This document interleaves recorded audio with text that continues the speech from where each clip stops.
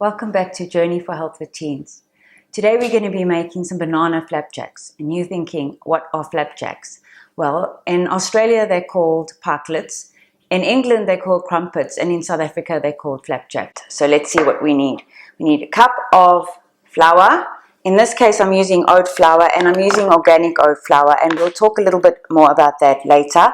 I'm also going to post something about organics so you can find out all the information.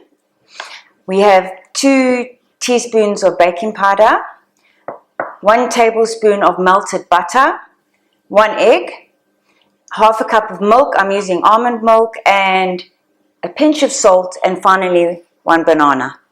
Peel and mash the banana. Sieve your cup of flour with your other dry ingredients.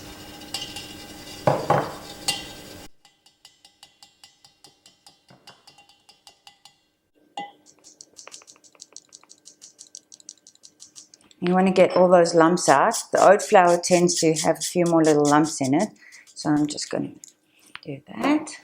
Then I've melted the butter and I have my egg ready to go. So you make a little well in the center of your mixture, and you start with adding your egg, milk,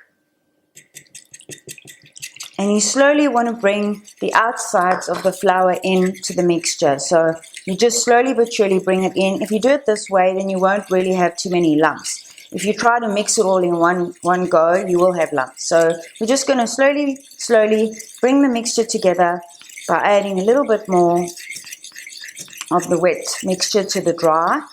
And then that way we're combining the ingredients and removing all those pesky lumps.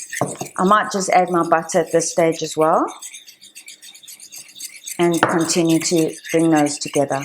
The mixture has been blended and it looks really lovely and smooth. To this I'm going to add the mashed banana. Now I want to tell you about all the benefits of the banana.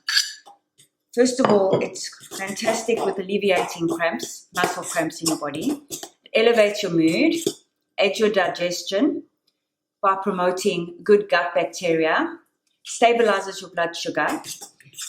So if you think about the benefits of this one banana compared to the sugar that you would have had in this, why would you be putting something with empty calories and no goodness into something when you could put something with lots of nutrients and plenty of goodness? That makes sense, doesn't it? The mixture is well blended, and the starch granules have now absorbed some of the moisture because it's been sitting for a few minutes. That's exactly what you want.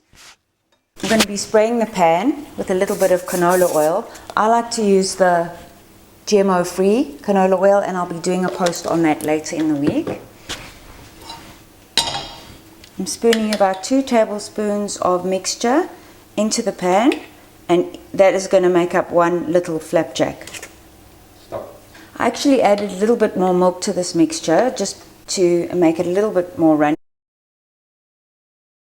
Once you see bubbling all over the top, you know that they're ready to turn.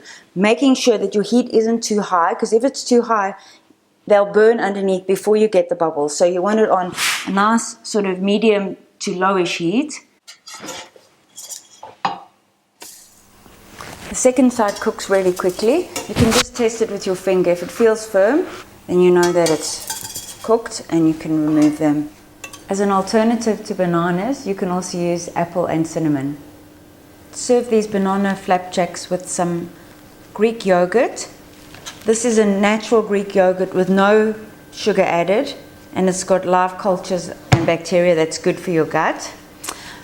You can also use a little bit of honey, which I'm going to drizzle on afterwards, and I'm going to be using this in a post coming up in the next week or so. This is a paleo sprinkle. And you just sprinkle a little bit of this on the top and drizzle a little bit of honey. That's your sweetness.